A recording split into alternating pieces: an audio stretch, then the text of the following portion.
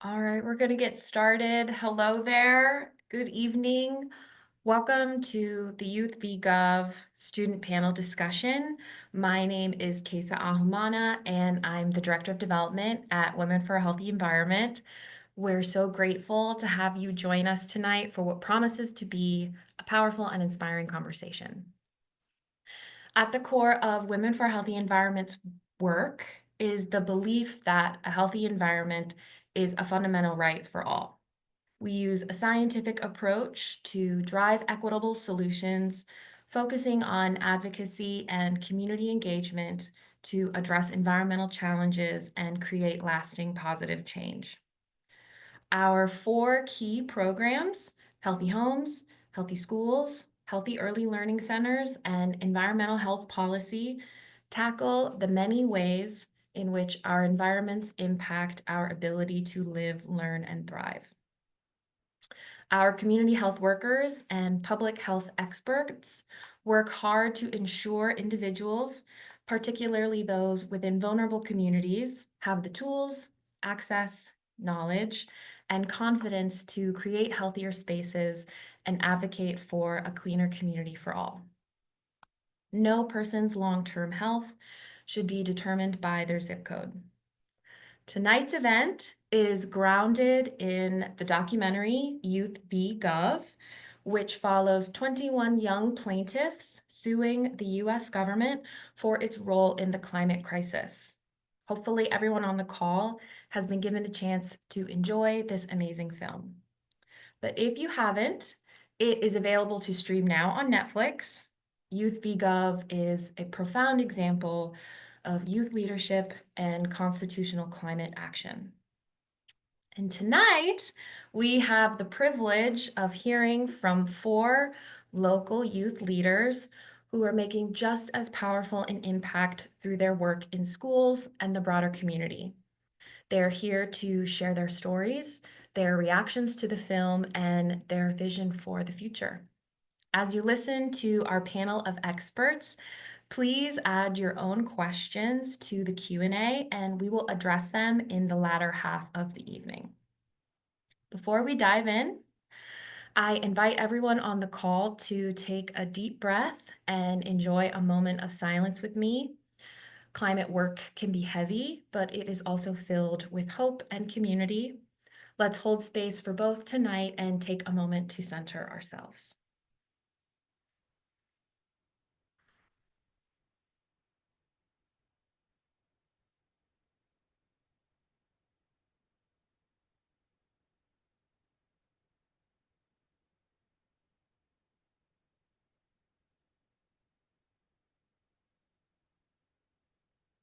Okay, we're going to start by having each of our panelists introduce themselves. After introductions, I'll give a quick summary of the film for those who did not do their homework, and I'll share the trailer. Panelists, please state your name, your pronouns, where you are from, or what school you attend. One fun fact about you, I know you hate that, but one fun fact about you. And in one word, how did the documentary make you feel? Marley, will you kick us off and popcorn it to the next person? Sure. Hi, my name is Marley McFarland. I'm from Pittsburgh, Pennsylvania, and I go to Chatham University here. And my pronouns are she, they. One fun fact about me is um, I made a farm-to-table meal today, which was really fun. And was there anything else? I already lost track. One word you would use to Hmm. describe your experience of the documentary. One word I would use to describe my experience with this documentary is um, 2 words, less alone. Oh, that's lovely. Yeah. Archie, you want to take it away? Sure. Hello, my name is Archie. My pronouns are she, her. I'm from Pittsburgh, Pennsylvania. I currently am a senior at North Allegheny Senior High School. One fun fact about me is that I made this just a few days ago at spring camp with some of the little kids. And the word that I have from the documentary is hopeful. Thank you. Anwita? Hi, I'm Anwita. I'm a junior at North Hills Senior High School, which is in Pittsburgh, Pennsylvania. A fun fact about me is I'm a junior black belt, and a one word to describe how I felt after the documentary would be empowered. A good word. Minji. Hi, I'm Minji. I'm also from Pittsburgh, Pennsylvania. I am a senior at Strickler Academy. One fun fact about me is I have 100 something plants in my house. I really love gardening. They're not like humongous, but still, but I love gardening. And one word to describe the documentary is would be inspiration. Yep. Thank you. They do not have to be big. Even small plants are worth having. Thank you for sharing, everyone. Thank you so much for being here, panelists. To summarize the film, Youth v. Gov is a documentary that tells the story of 21 young people from across the United States who filed a landmark lawsuit, Juliana versus the United States, against the federal government.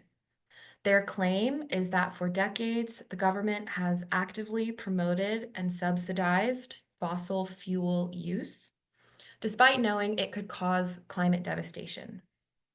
And by doing so, they argue the government has violated their constitutional right to life, liberty, and property. These plaintiffs, some of which are as young as 8 when the case began in 2016, come from all walks of life and have firsthand experience with how climate change is affecting their homes, their health, and their futures. The film follows their emotional and legal journey as they try to hold the most powerful government in the world accountable for its role in climate crisis. Youth v. Gov is also a story of youth power, about young leaders refusing to wait for permission to lead. It asks hard questions about responsibility, justice, and the future we are leaving for this and the next generation. And it shows that even in the face of delays, roadblocks, and enormous systems, young people are stepping up as a united front with a clear purpose and conviction. I am now going to play the trailer for all of you.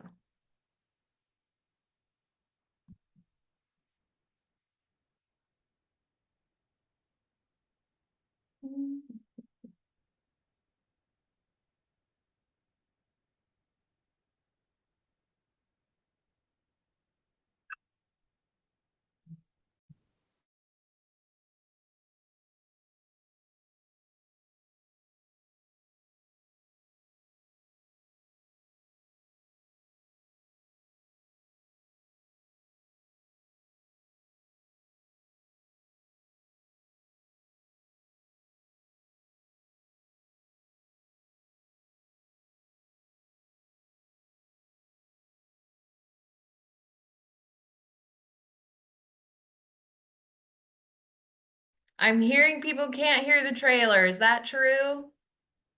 Okay. Give me 1 second. Let's see.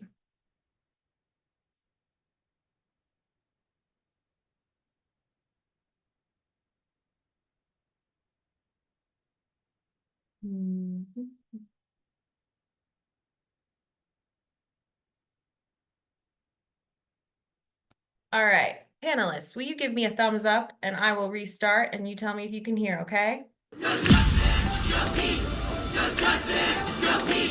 Like youth who have come before us in the civil rights movement and other social justice movements, it is often the young among us that shine the light on systems of injustice. For a lot of young people right now, life is really scary. Hurricane Matthew hit head on, and it's just so terrifying. If this drought gets any worse, our way of life will dissolve.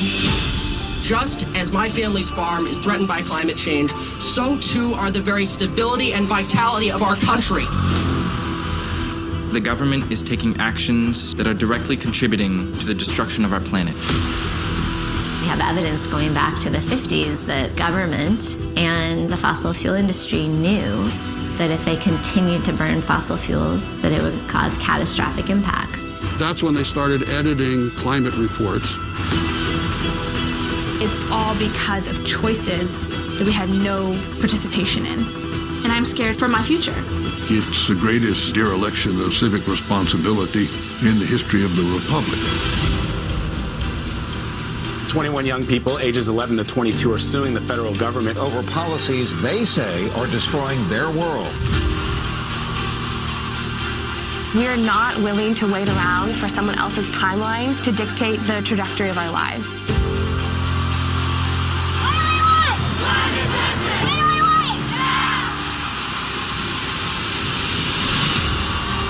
I look forward to standing in court with all my fellow plaintiffs. I love you all. Do you solemnly swear the testimony you're about to give shall be the truth? I do. Whether we win the lawsuit or not, we are already making ripples in the world to show real change can come from young people standing up for what they believe in. All right. Of all the cases working their way through the federal court system, none is more interesting or potentially more life-changing than Juliana versus the United States.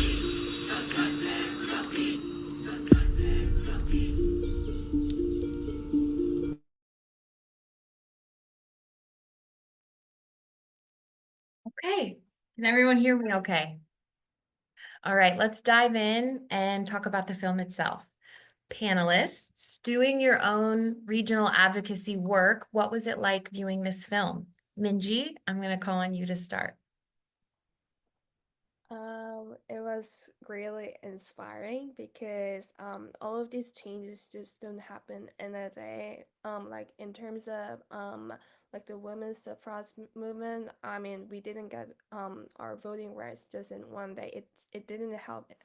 It didn't happen in a night. And although there were some setbacks for about and the documentary is still a ing thing, and I'm really inspired by it because other people are because like this movement is keep going on because of these amazing people, and other people are also inspired of this event too.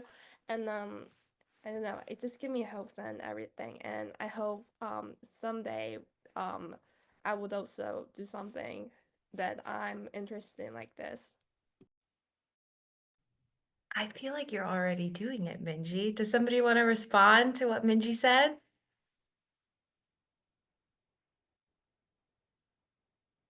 I can definitely agree with Minji with the sense of hope that it gave me. I think that especially this year with obviously our kind of political climate going on, it can be really easy, a lot easier than um, it may have been last year to feel um, discouraged and hopeless. Um, so I'm just watching this documentary, especially at this point in my life, was just a really good wake up call for me. That I'm not the only person that cares this much about it, and even just like the fact that this started going on so long ago, like this is not something that happened overnight, like Minji said as well. So not only are they still fighting for it today, but when I was younger and I felt like, oh, none of my friends really care about what's going on in the world as much as I do. Just kind of reflecting back on my younger self and knowing that even at that time people care just as much is just very heartwarming. Absolutely. And I love the perspective of feeling alone despite knowing that other people are doing this. It can feel very alone because it affects everything we do, right? Every decision we make affects the environment in some way, and the level of intentionality that you need to do this work well can feel very exhausting and can isolate people. So thank you, Marley, for sharing that vulnerability. Archie, Anwita, do either of you want to share? I can go ahead. So one thing that I thought was interesting is like, well, I really want to be a lawyer, and that's like my dream. So when I was looking at the parts of the court and how they were responding, I could kind of understand why certain things weren't working the way that they were supposed to, and I could see the roadblocks, like why did, Carter's presidency, why did they focus on coal instead of really going all in with renewable energy? And I think that part of that was just like how many people are aware and what people want. And so in response, it's like even though I feel strongly about the environment, that doesn't mean that everybody else does, because a lot of people, it's not really like a now issue, and it's not something that's big, like you know that it exists, but you're not very like aware of it, and you feel like, oh, in 20, 30 years, then we can worry about it. But I think that's kind of the problem. So seeing how these young people, some of them seem so little, like seeing how active they are kind of inspired me to also play a role and to think that like we have to be more vocal about it. So I really liked it. Anwita, you're the last one. I wanted to say, along with what Minji was saying, I guess it really did make me hopeful because I feel like the youth of today really does care about the environment. I feel like it was right after this that I went to like elementary schools to teach them about like the environment, and I saw that so many kids really did know a lot about the environment. I feel like for some people, it's like kind of like out there that like the environment really is in danger. And I know that like some people in power don't believe that, some people do. So I feel like it's important that we're like educated on like the truth, and then, so that we're not swayed with what the government might think, because they have to think about like the social and economic aspect of it as well. So I feel like making sure that you have an educated idea about the environment is really important, and I feel like that's what like the youth really showed in the documentary. I love what you said about knowing what the truth is. I feel like even now that's hard for everyone and folks in environmental health, to feel like we are communicating the truth, we are advocating for the truth, but the truth is subjective depending on who you ask, and it can be poked through and it can be misrepresented. And I agree with you, and I think you guys are doing the same thing for us. You're making us feel hopeful, and I love hearing that you want to be a lawyer, Archie. I'm gonna have to remember that for the future. But speaking of the legal system, how do you all feel about using the legal system as a tool for climate justice? Archie, I know you spoke about it a little bit, but do you have more thoughts about the legal system as a tool?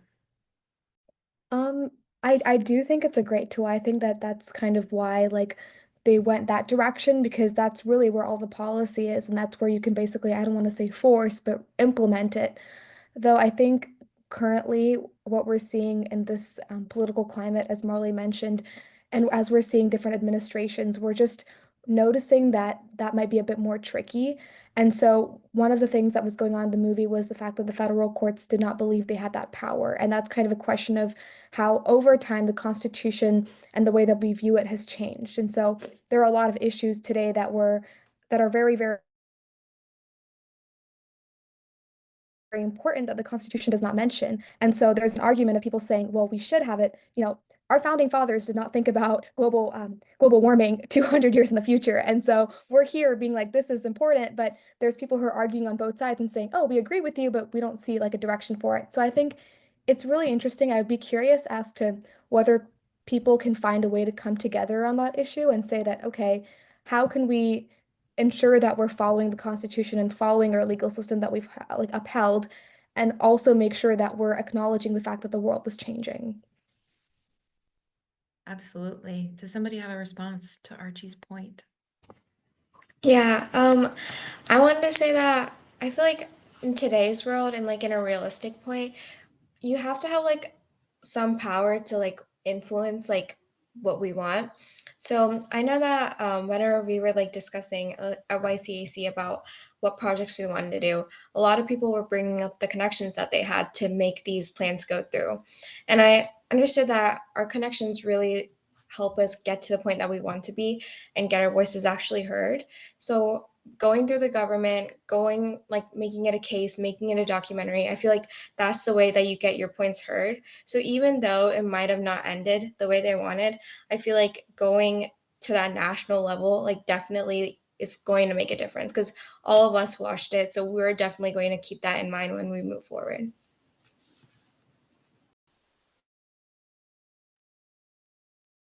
Minji, Marley. I agree with Archie and Rita. I think the legal process allows us to speak about more, and people will listen to it more because it's a law. I mean, people stop at stop signs because it's the law. So, I think I really like how Archie described the legal process as implementing instead of force, because we're not forcing we're not forcing anyone to do like illegal stuff. We're implementing this notion to have a better world and to have a better future and everything like that. And I think this is the right process to do it because, yeah, definitely a lot of people will be more influenced and will hear more about it when it becomes a law. So I think it's a really thoughtful process and one of the most impactful ways to implement what we want to do. Thank you, Minji. Marley, take us home.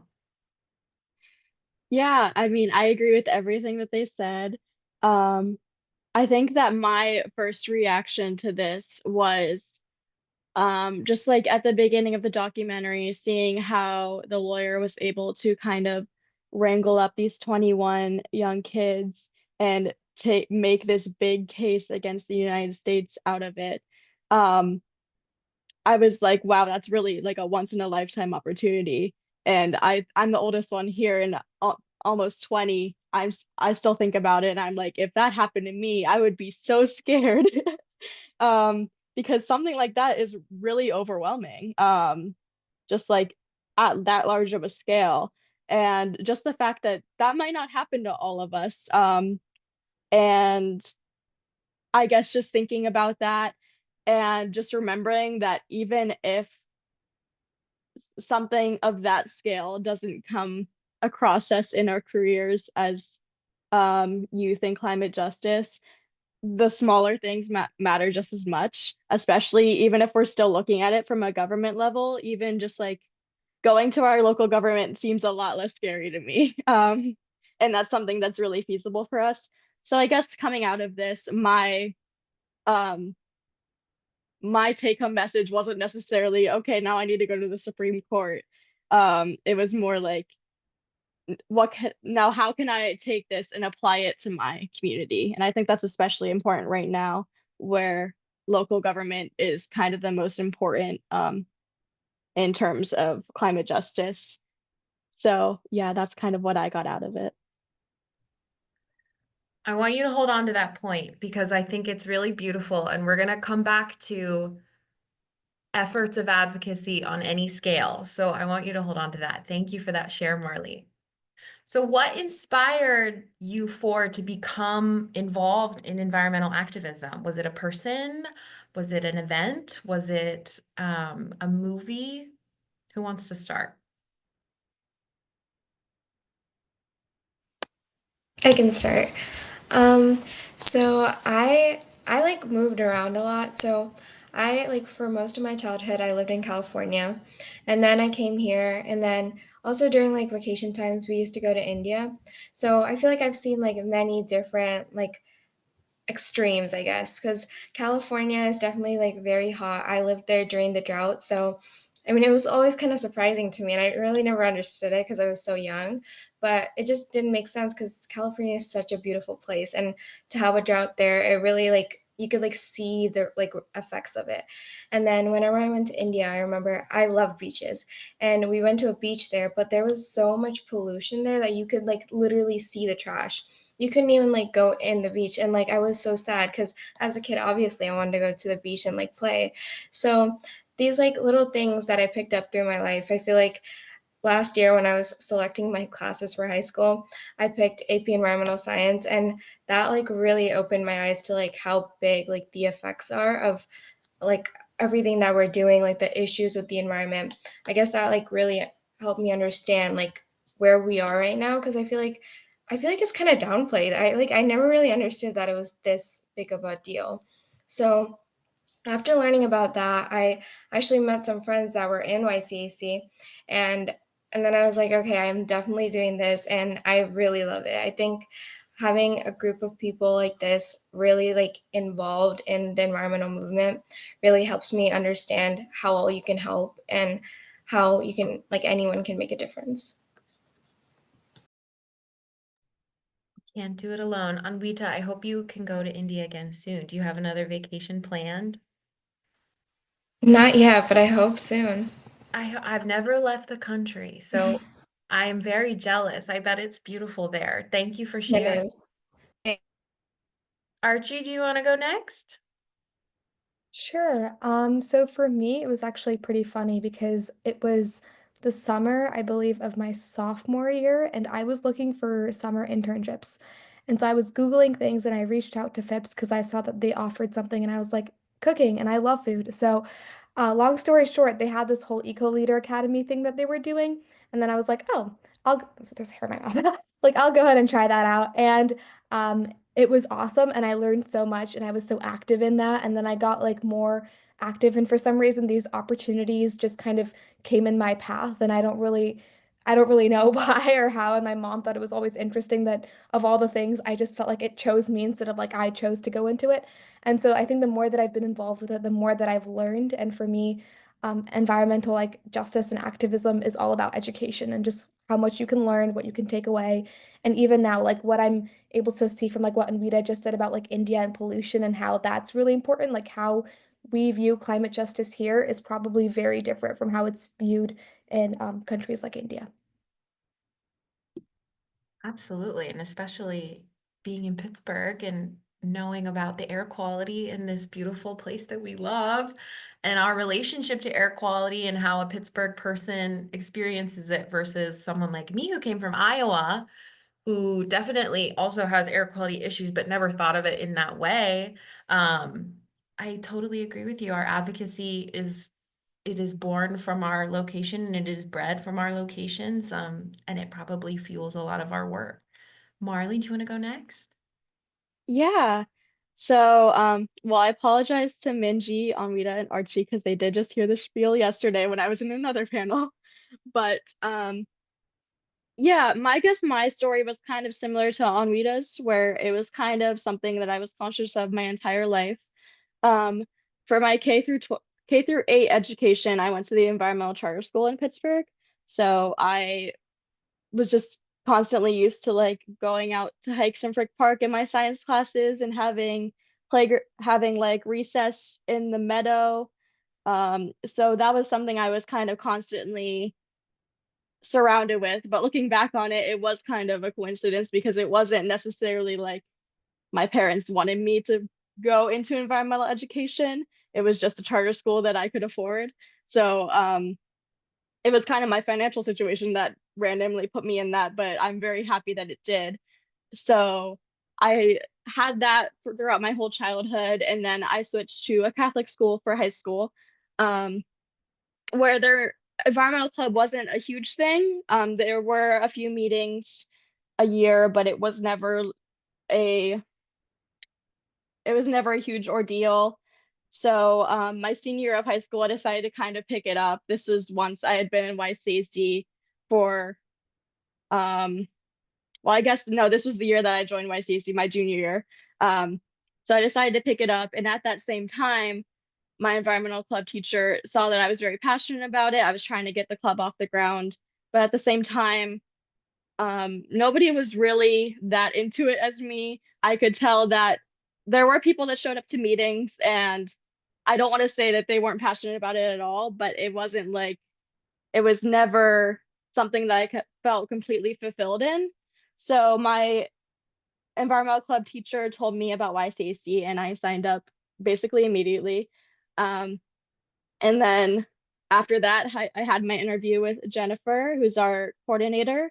And just the minute that I walked in there, I felt I had a real community in this kind of movement. And ever since then, that passion that I've kind of had throughout my entire life has really felt like I have a platform for it. So that's kind of my experience with it. And now I'm in college studying sustainability, so it's kind of become my whole life. But yeah, so it's something that's been around for a while and something that's I don't see parting from anytime soon. Oh, I love that. You found your tribe. The power of a good tribe. Minji, what about you? I was growing up. I grew up in a rural power plant area with coal power plants in Korea, and that wasn't really that fun because we have a lot of smokes and my eczema was really bad. I was like my skin was all red and all those goos and everything, and that wasn't really fun. And since I lived in a rural area that nobody cares about those smokes, and the government said like, oh, it's under the limit, you guys will be fine. And but as a person who lived there like years for years continuously, there's certainly some impact on my health, like my skin is proving it. And also like I mean, I was living in a rural area. We didn't have a lot of fresh food, fresh groceries, not good public health access around my house. So that was really I mean, I really loved my city, but my town, but it wasn't the best place to grow up as a child. And I moved here to Pittsburgh 2 years ago. And I kind of see the connections with my with the town. I mean, it's not my hometown, but I lived there for a lot of years, so I call it as a hometown. But so because like a lot I mean, Pittsburgh also have air quality issues, like water quality issues. And there's a long history about like blue collar workers in Pittsburgh. And I was like, oh wait, this kind of looks like my hometown. And yeah, so I was always like inspired by environment and stuff, because as Marlene and Rita said before, it always impacted me as a person and as a family and everything like that. And me and my sister and me heard about YCAC at Phipps, and like, wait, that's really cool. And we decided to join it because I mean, if there's something wrong about it, I think like speaking about it is a really good that is the right thing, because if there's something wrong, um you shouldn't do anything, like you should speak about it and try to do something to rather than just sitting around. And that's the reason I think I got like involved in like the environment and stuff. And I also like implemented the garden at my school because I experienced the food insecurity, and I didn't want the school to I mean, we should learn something better at school, not discrimination and stuff. So I just wanted to like lower the barrier. And I also love fashion. My sister and I, we're kind of besties, so we were. I mean, I love fashion, so we did like a small zine about like Pittsburgh thrifting. So I think it's gonna be on the Pica Summit this Saturday too. So, yeah, so it's like really fun, and I think it really speaks about my. So long story short is, I think like it just like speaks my whole life story. So I really love it. And YCC is definitely the best place because I'm gonna connect with like a lot of other people who have the same thought with me, and it kind of expands my point of view, and I'm keep doing something and have like a lot of input. So I'm really grateful for the opportunity and stuff. Oh, thank you. So for folks on the call, YCAC is the group that these youth advocates are a part of. Will you guys remind me what it stands for again? Yeah, so it's the Youth Climate Advocacy Committee at Phipps Conservatory. And do you want me to just give a little spiel? Give the spiel, Marley. Okay. Do it. Okay. So we meet once a week at Phipps, and from the beginning of the year, we kind of delve into our individual interests, and then around halfway through the year, we split off to really tackle projects that incorporate those interests. So we do everything from, like Minji was saying, sustainable fashion to Anwita's education, and Archie's also in that group. And then Archie's also in a group that's tackling an Earth Day program. So there's so many more. We have around 9 projects this year. So yeah, that's what our group does. I'm the college leader of the group, and then all 3 of these wonderful people are members. Archie is the team lead, helping the Earth Day group and the education group. Um, and yeah, so we just basically implement these projects based on our interests in the Pittsburgh area. And we also have a showcase at the end of the year at Phipps to kind of show off the work that we've done that year. And that will be on April 16th if anyone is interested in joining. Ooh, a little promo. Well, how about this? We'll send out an email to everyone who registered for information for that event. Does that sound good? Okay, wonderful. So I want to ask you how do you feel youth-led movements, specifically youth-led movements, differ from earlier generations' approaches to climate advocacy? Do you feel they are different? If so, how? So I would say that they are, and I'd say that this at any point because I think that it's really hard to compare our movement to anything else because no one has ever existed in this time, in this situation, doing what we're doing. And so, yes, in the past, like if you go back to the 90s and even before that, there were definitely people who are aware and who are pushing for it.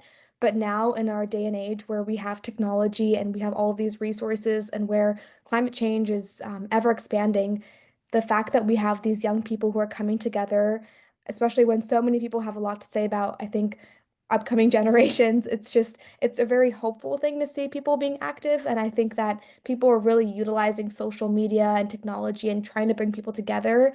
And so I think now youth-led movements are very important because this is young people caring about their own lives, their own future. They're looking out for themselves. This isn't, a lot of people that I've seen who work in environmental fields are much older than I am. And so that's beautiful to see, but it's also like we're going to be the ones that are really severely impacted by this. Our children, our grandchildren are going to face the full effects. So I think in that capacity, the urgency that this has to be done today, like in this moment, has never really been seen before. And I think that's kind of why youth-led movements differ from what we've seen in earlier generations. Thank you for sharing. Your thought made me think like your relationship with the earth is so much younger. There's so much more potential, and that does create a sense of urgency. So thank you, Archie. Minji, do you want to go next? Yeah, absolutely. Do you mind reminding the question if you don't? Absolutely. Youth-led movements, how do they differ from earlier generations' approaches to climate advocacy? How do they differ? Do they differ? Your thoughts on that? So I basically think we might have a disadvantage, but also an advantage in terms of like advocacy and stuff because some people listen to adults and some people listen to the president, some people listen to those big companies, those big companies, but some people listen to us too because we know that people like we know that like those 3-year-olds, I mean, I'm not a 3-year-old, but technically, but in comparison, we don't say a 3-year-old is lying if they said, oh, this smells weird, oh, this water tastes weird. We don't think they're lying and stuff. So I think people will think that we're talking the truth. I mean, some companies also talk the truth, but I mean, I have some kind of skepticism in terms of like lobbying, what they say in terms of lobbying and stuff. But so in that point of view, I think we have an advantage for advocating about what we want to do because people will believe us. This is not from like lobbyists. This is not from lobbyists. We're talking the truth that we want to change from our own experiences from my own experiences. So and also like based on, I mean, Archie mentioned this before, like social media, we can connect to like people all over the world at this point. So make we can take this as a leverage. So I think we have, I mean, if we keep speaking up, I mean, there are gonna be some setbacks, but still, I'm pretty hopeful about UW, Casey. Thank you, Minji. I love what you said about corruption and how time creates corruption, and the altruism of young advocates is something that needs to be used as a tool and as a weapon to spread the truth. Anwita, or who else has to go? Remind me. I think me and Marley, but Perfect. yeah. So I think the main like difference is probably like the tools that we utilize, because I know Archie and Minji talked about social media, but also I know that even through YCAC, there's a group making like an app and a website. So I feel like the ways in which we try to connect with everyone is a little bit more different, and also like the way, because like as the youth, I feel like we don't have to like rush into like making this our career or anything. We can like start from low levels too. So like even just like talking at a school, I feel like maybe one of those kids will be like an environmental lawyer, or maybe they'll become like president and they'll like have like environmental values. So even if we're like starting small, I feel like we have like the education and the knowledge now, so we're able to start small and hopefully impact more people as like more people know it. And I know that even now, like with the youth, we have more like availability to environmental education, because I know that schools have a lot of environmental programs, clubs, and classes for that. So I feel like the way that we are approached with it, so like different ways through like education and our tools are the main differences.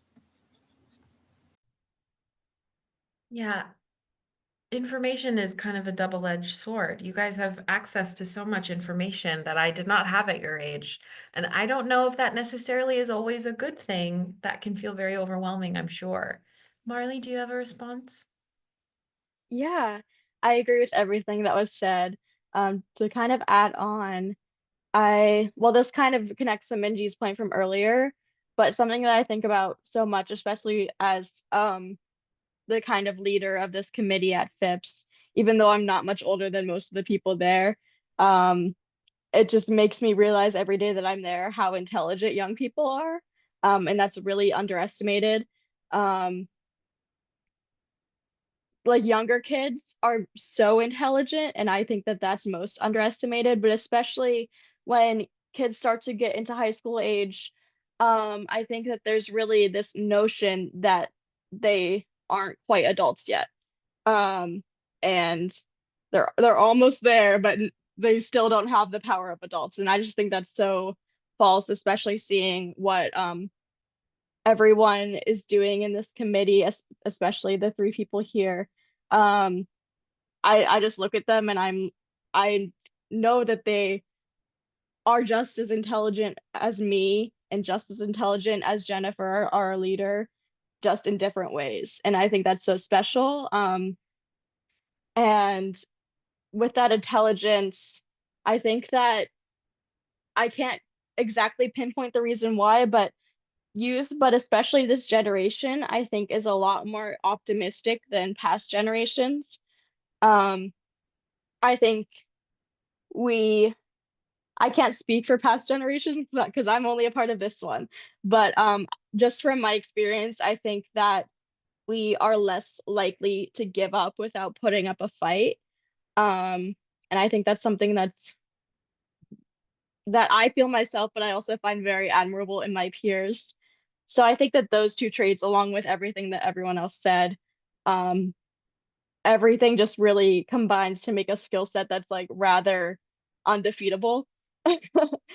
So yeah, I just think overall, it's the way that people in this generation are able to come together and bring their unique backgrounds, their unique skills to make a change is something that's really special about us. I can speak for my generation, and I'm very pessimistic. So I agree with you, Marley. And your optimism is so important. I'm taking some of it with me after this call. So thank you. And it's actually a beautiful segue. Um, there is a quote that I love and want to share with all of you from author and journalist Dan Savage. When speaking about the AIDS crisis, he said, during the darkest days, we buried our friends in the morning, we protested in the afternoon, and we danced all night. The dance kept us in the fight because it was the dance we were fighting for. Environmental justice is work. Any justice, work is work. Um, it's painful and it's slow moving, and the stakes couldn't feel higher today. So, how do you dance as it relates to environmental justice? How do you stay hopeful or motivated?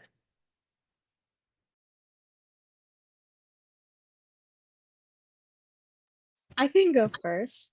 I think that something that's really important to me is just remembering that whenever I'm in these spaces with my peers, we are doing important work, but most of the time it's so easy to make friends with the people who have common interests with you. So after a while, even though we are doing really important work, I just try to remember that these people are also just my friends. Like I want to talk to them about the concert I just went to or how their day was. And that's that kind of friendship that's at the basis of these communities is something that's really important. And I think it's something that I see not only in our community at Phipps, but at other climate justice communities in Pittsburgh, because there are a lot of them. Um, so I think that's something that's really important. And I think also just being able to take a step back and recognize that it's okay to take a break and that you aren't any less of an activist if you're not working 100% of the time is really important.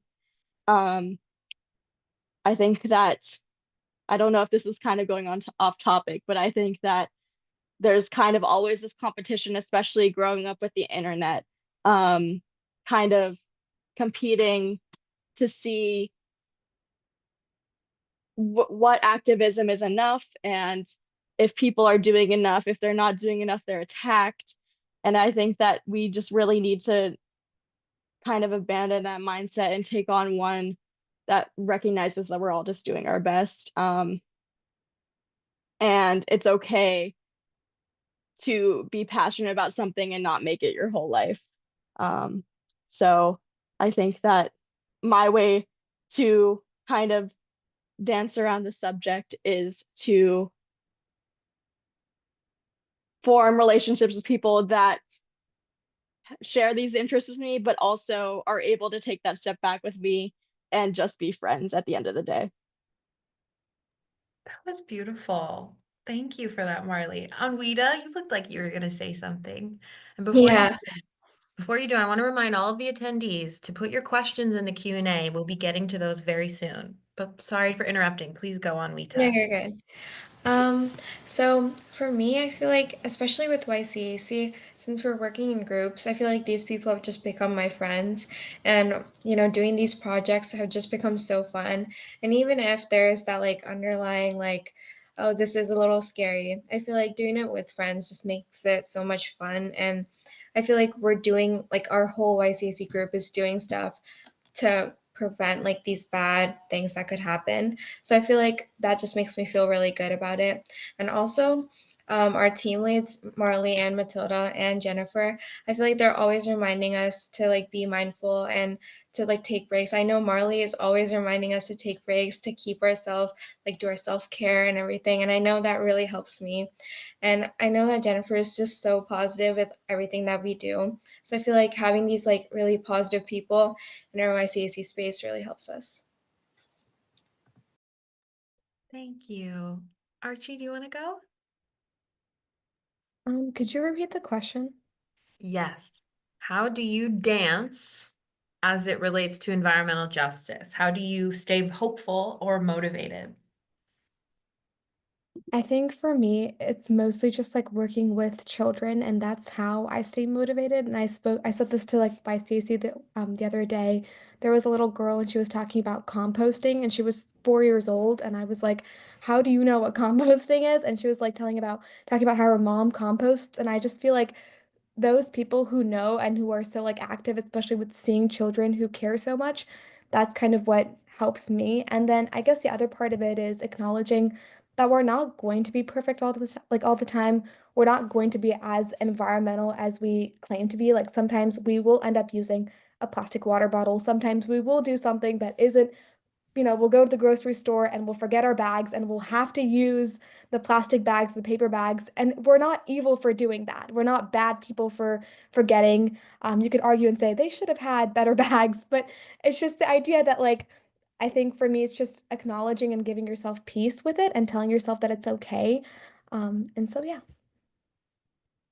Your story reminds me of the documentary in like the first 20 minutes when Levi, the youngest plaintiff, was crawling on the tree and he said, every time I fall on her branches, and I think it's because she knows I'm here. And we have that connection to Earth when we are young, and somewhere along the lines, people lose it. So thank you for that reminder that we had it, and we just need to spend time with the youth to remind ourselves of that connection. Minji, would you like to go? Yeah, sure. As Marley and Anita said before, I think being around with people that are passionate about a certain issue is really empowering to me because I mean we live in the 21st century. We live with the internet. We can access to all kinds of information, what's happening all around the world. But that also means if you don't pay attention, you don't know what's happening around you. Even so I think like that means like the 21st century is like both because we can be connected to every kinds of people, but we can be disconnected um really fast if you don't pay attention to certain topics. So I think like finding the people that you're passionate about and having the support that you need to you wanted to like Stacy and as Enrita's mentioned, like our team leads and Jennifer and Phipps and everything like that. I think that's a really empowering resource because they're all here to help. They're all here to help with the topic that we're all interested in, and it just makes me feel connected because they're real people. It's not over like some random internet people. I mean, like, I'm not saying that random internet people can't be real connections, but still, but real okay, I'm rambling right now, but still I think the connection is a really great advantage and I'm really grateful for it. Thank you, Benji. Um, you have time to ramble. Please ramble. We want to hear every thought you have. So this is my last question before we pivot to Q&A from the attendees. I see two questions right now from the attendees, so we will get to them. What are the ways in which you celebrate and show gratitude to the earth? Like, what are the activities that you do to show the earth gratitude? And start for this one. For me, I honestly think it's just going outside. Nothing else, just like standing outside. I went out one time and the stars were all out. And I realized that, like, when as high schoolers, maybe even college students, we are so indoors all the time, whether it's our work or whether it's school. We never have like that time, like recess that we had before. So going out at night at like 8:30 or 9 p.m. and just seeing the full sky, it reminded me of how small I was. And it just reminded me that like there's so much here that we do have to be grateful for, like the oxygen that we breathe, everything that we have already, and it's a gift, and it's not something that everyone has. And so being aware of that privilege, I think, is something you can do very easily by just taking a step out and just taking a minute. And it doesn't have to be anything crazy. You don't have to be doing, yoga in the sun. You can if you want to, but I think just having that little moment and being outside and accepting that you are just a speck of dust in the big, big universe. It's a really good thing. Archie, when you become a lawyer, I would like you to make recess a law, that everybody has to have recess, because I want recess back. I agree with you. Who would like to respond to Archie's comment? I can respond. Well, I just want to start by saying you can tell by the way she worded that Archie is a natural poet. Um, and I can say that coming from another writer. But because I was gonna say I like to go outside and sometimes I just sit down by a tree and write. That's my favorite thing to do. Um, the intersection of writing and the environment is something that's very fascinating to me, and it's what I want to do with probably the rest of my life. So I just love to do that. But I definitely just want to add on to what Archie said because I very much share that experience of sometimes just going outside and looking up and seeing the stars and just thinking about what's up there and how small we are down here and how this whole universe has formed just to take care of us. I think that's a very beautiful thing. And sometimes I even just like look at a tree and I think like, oh my God, that took like 50 years to get that big. Um, so I think just like I just very much agree with the sentiment of going outside and just really acknowledging it for what it is and not just like passing outside to get to your car or like going on a quick walk to get some exercise, but really like taking the time outside to really think about everything around you, I think is really important. Presence. It sounds like you want us to be present, Marley, which can be very hard to do. So thank you. So I'm hearing go outside. I'm hearing be present. I'm hearing remember how small we are in the wisdom of the earth. Anwita, Minji, do you have anything that you do? Yeah, for me, I think it's just like going outside and going on long walks. But I like to like not listen to music or anything and just like be there with my thoughts. I mean, that might sound silly, but like especially walking through Phipps. I mean, yesterday we walked through Phipps and they had like the new displays out, and I was like actually smiling walking through there, like the different smells, and it looked so beautiful. I love going on long walks and like just looking at like how like the sun like reflects the water, like looking at the small little things, like the smells. I feel like that just makes me feel like everything's just like okay. I mean, like when you're like getting your mind away from different things but still like in the present, like Marley was talking about, I feel like it just makes everything feel so nice. And like also just like looking at the sun and like being outside just makes me so happy. Thank you. Minji. Yeah, mine is like really similar to Anita's and Marley's. Like when I'm going on I really love the sunshine. I love the warmth, and like when I'm walking um around my town, and I really love the feeling that I'm present here.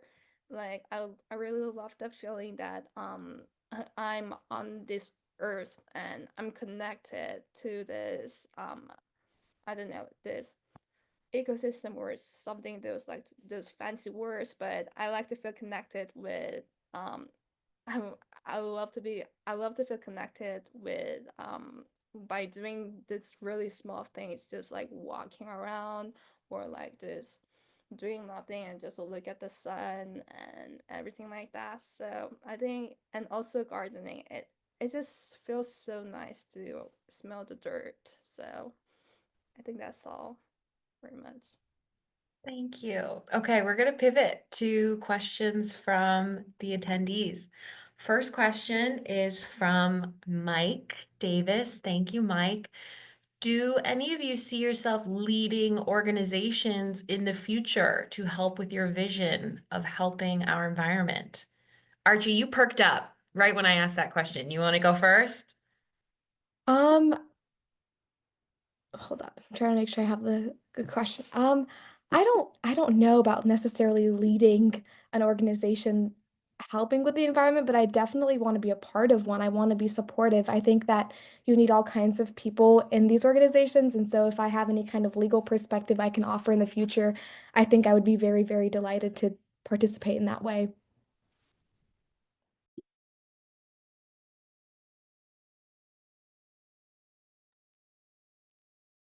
Should I call on somebody else? Who wants to take it next? I can I go. can. Oh, Okay. you can go on, Wida.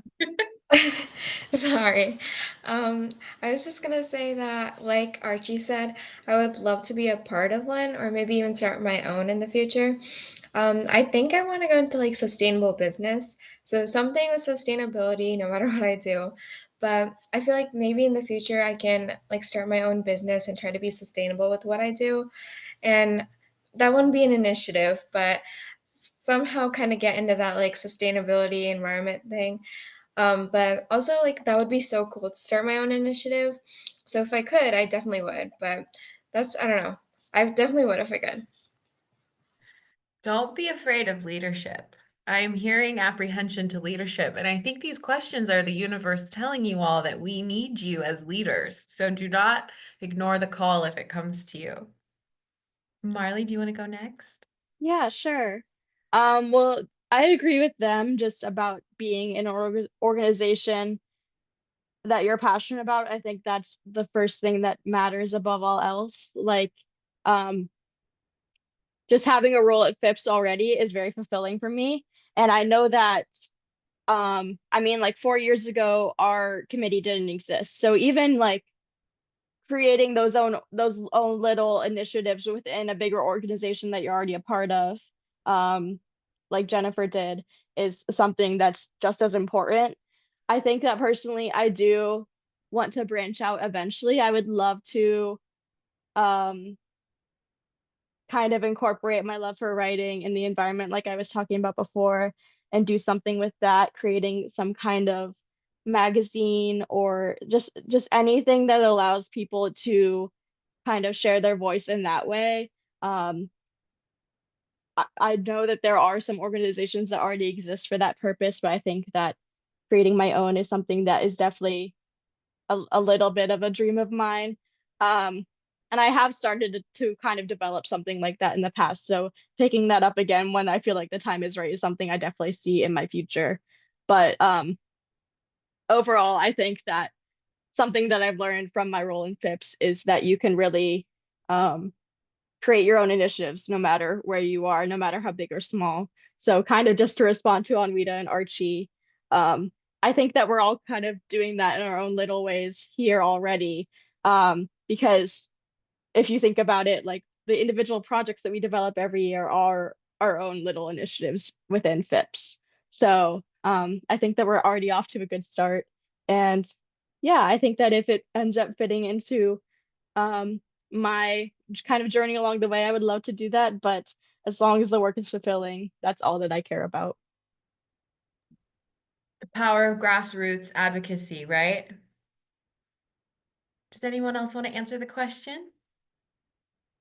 Um, I think like I mean, if I have the opportunity, definitely yes, but I think I'm not at that level right now, and I think I have still a lot of things to learn about from other people and kind of expand my perspective, but I would definitely love to do that if when I have like more experience because I mean, there gonna be some stuff that I'm gonna learn from trials and errors, but there's gonna be a lot of trials and errors if I start something right now. So I would love to like learn from others and like actually my sister and I was trying to do on a project about like sustainable accessories right now and if we have more resources and have more experiences then maybe we can get the most out of it but yeah so anyway um yes, and like leading some kind of organization that will that kind of aligns with my value would be really fulfilling and amazing and yeah, I hope that happens somewhere somewhere in my life. So yeah. I have no doubt it will, Minji. Next question. What would you say to someone your age who wants to get involved but doesn't know where to start? Okay, I can take this one. I would say that just go online and literally search up like youth and environmental groups and you're bound to find something. search it up, Google it. You're probably going to get some results that are not accurate or people that haven't been very active. But if you just keep trying, I'm sure you're like bound to find something. And then also talk to people, because if you don't find it, then you can create something and then you can meet someone else who's part of something bigger and then, join that. So I think just there's got to be more than like one person within your like vicinity who's interested in the same things as you. And I think just going from there would be helpful. This feels like a shameless plug for YCAC, everyone. So I will send out that information so that more amazing individuals can interact with our panelists. Marley, do you want to go? Yeah, I can go. I think another point to make is that here, let me get my words. I guess that kind of to add on to what Archie said, that you can always start something. You shouldn't be afraid to start something because every time I've heard of someone not knowing what to do and just kind of going on a limb and trying their best to make it their own, it has worked out. And even if it doesn't work out the first time, then you try again.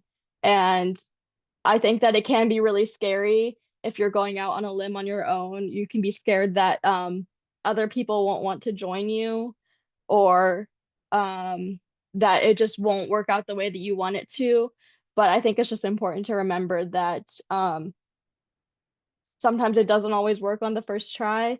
And also that if you're worried about how people will feel about you doing it, the only people's opinion who that truly matters is that of the people who want to be right there alongside you. And you will find those people eventually.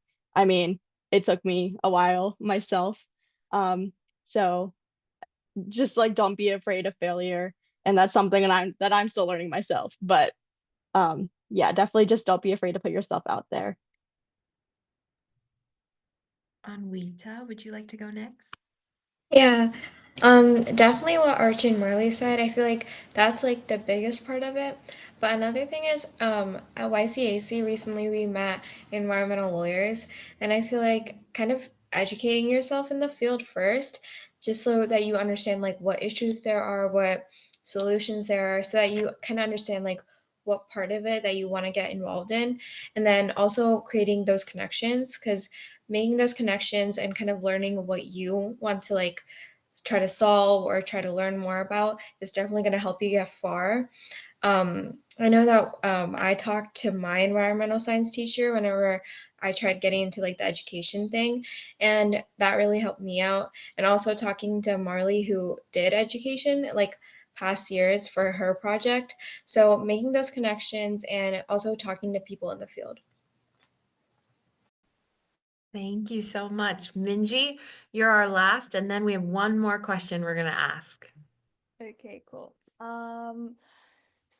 Like as Archie, Marley, and Rita said, I couldn't like emphasize the importance of like meeting a lot of people and also like doing small steps.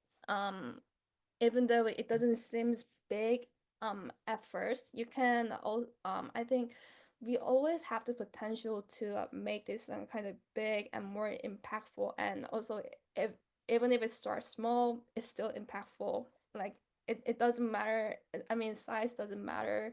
And if it impacts or changes someone's view, I think um that's that's really amazing. Like that's equally amazing as like just passing the law or something like that. So I think just I don't know, like just engaging about environmental topics and finding people and do um something coming out with a solution that you might think that would work is like a really amazing pathway. So yeah. Thank you. You guys are the poster children for community. I love it. I want that to be the thing that everyone remembers leaving, is that we only do this in community with one another. Okay, this is our last one, and then we're going to do wrap up housekeeping. What are other pieces of media, books, films, Instagram accounts, YouTube channels that you like that deals with environmental justice, that we should look into?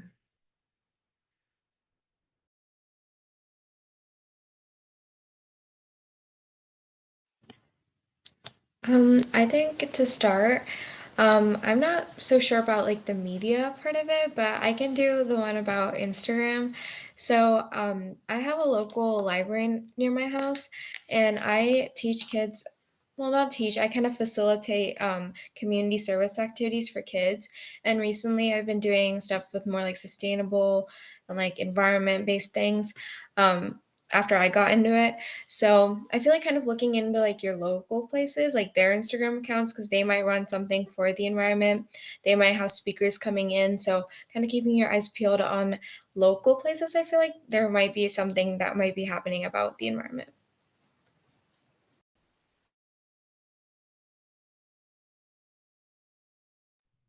Who wants to go next?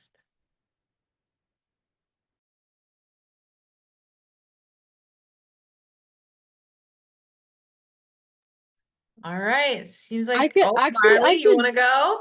I can give one. This is a Okay. little silly, but I guess if we have any parents on here, um, a movie and a book that has stuck with me my whole life is The Lorax. I still watch it and cry, and like it's a silly little cartoon, but I'm being so serious. It really instilled something in me from a young age, and I think that if we have any parents here, or just any um people that haven't watched it, it's just a very heartwarming movie that if I ever feel down, it kind of reminds me what I'm doing this for. Um, so yeah, and it's silly, so it doesn't always have to be some big book or anything that can instill that kind of wisdom in you. I've not seen that movie in years, so I will rewatch it. Thank you, Marley. So this is the moment for all four of you to take some time to give us parting wisdom, share with us final thoughts that you want to make sure are mentioned before we close. And I'm going to call on one lucky person to start. Anwita, are you okay to start? Yeah, I think parting wisdom would be just to start small. Like if you ever want to do something with the environment, start small and be hopeful. Like if you're doing something, like if you're like starting a club maybe or like a group, you might not have too many people show up the first time. Like when I was talking about the library thing I was doing, the first time 4 people showed up, but the next 12 did. And that might not be a lot, but at least I'm making a difference in those 4 or 12 people. So staying consistent with whatever you're doing, making sure that you have your goal in mind, whatever you're doing, because I feel like that definitely helps you stay focused and like confident with what you're doing. And never be afraid to reach out and make those connections. Because I know I always try to do everything on my own and don't really ask for help a lot. So if you need the help, just reach out to anyone. I'm sure they would be happy to help you. I know that we would be happy to help you if you ever wanted to start anything. So, yeah, just keep going. Anwita, I feel like you have a lot of kin on this call of like hyper independent people who want to do good and don't have time to ask for help. That really resonates with me. I'm sure it resonates with others. Archie, would you like to go next? Sure. So I would say the biggest thing is just being open-minded and obviously like us having the opportunity to speak here and for all of you to listen to us, even though we're so much, not maybe not you, but we're a lot of people who are listening might be our parents' age. And so there, I have a lot of respect when I see that when people are willing to listen instead of speak. And so I think that's the biggest thing here to take away. Hear what people are saying. You're bound to meet someone in your neighborhood, your family who disagrees with you. There are definitely people who disagree that climate change is even a thing. And instead of just saying, like, I don't want to speak to that person anymore, or I'm going to distance myself, try to understand where they're coming from. Because I think as I was watching the movie, I was able to see perspectives from the other side, which is really, really, really important in today's world, just to understand and to not jump to conclusions if someone says something, and to acknowledge that not everyone is has been raised the same way that you have and has been, going through the same experiences. So I would say just having that like open-mindedness and the willingness to listen and hear everyone out despite your assumptions of them, despite their assumptions of you, is really, really integral towards expanding how active we are with environmental activism. Thank you, Archie, and thank you all for sharing. It was an honor to listen to you. Marley, do you want to go? And then Minji? Yeah, I think that my main takeaway from all of this and what I want the main takeaway to be for other people is just to remember that well, obviously everyone here really cares about the environment, and because you wouldn't be here if you didn't. Um, and I think it's just important to remember that the education is never over. You can always hear new perspectives, like we did with this documentary, and you can always further your knowledge on this movement. I think that, I mean, Women for Healthy Environment is an organization that was made to kind of highlight the experience of women with this entire movement. So that's already a kind of voice that's usually silenced that was given a platform. So just to kind of seek out those silenced voices, whether it be the BIPOC community or women or the LGBTQ community, because everyone is impacted by um, the happenings of our world in a different way. So just to keep an open mind, like was said before, and to always keep learning from these people, because I think that every day I just continue to learn something new. And I definitely learned something new from watching this documentary. So yeah. I saw your inner writer coming out. That was a good narrative thread you gave to us, Marley. All right, Minji, take us home. Okay. I think the main takeaway for me and for people in this call is mm, like we have to keep speaking up, because as Archie and because as Archie said, we need to understand the perspective, and a person who live in a rural conservative area, we had some interesting perspectives from interesting people from, I mean, I live in a rural area.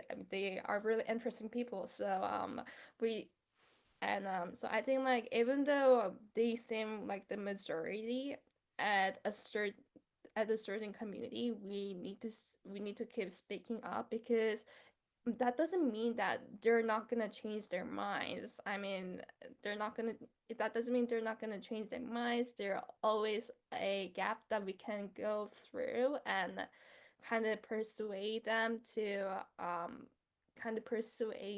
and implement our thoughts on them. And so I think we should just like keep speaking up, and it looks like even if this looks like a long shot, but it will work at the end if we keep talking, and maybe it will be the majority who's talking about this topic. So I think, yeah, I think that's my main takeaway, I think.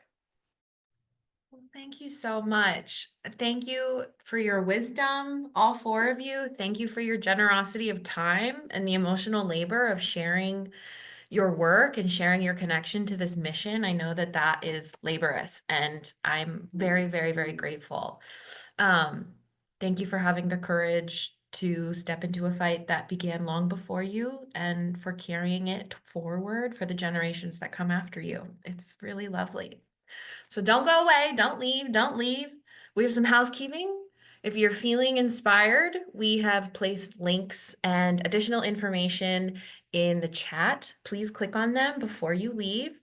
The post-event survey is particularly important as it helps us make our events better, more impactful, and more meaningful for community members like you. And those who fill it out will be entered to win a $25 gift card. So please fill it out. And I have to do a shameless plug for our 15th anniversary. Women for a Healthy Environment is turning 15 this year, and our next event we will be joined by the 2024 Goldman Environmental Prize winner, Andrea Vidare, on May 1st at Phipps Conservatory. Those tickets are available now. So, and seats are limited. So please get your ticket today and bring as many friends as you can. I'll be sending a recording of this call, all relevant links, and the survey in an email after this. And as one of the plaintiffs in Youth v. Gov says, the government may not be listening, but the people are. Thank you for being part of the people who listen, and a final round of applause and a huge thank you to our amazing panelists for educating us tonight. I hope you all have a lovely evening. Thank you. Thank you. Bye, everyone. Thank you, everyone. Thank you. Thank you for having us.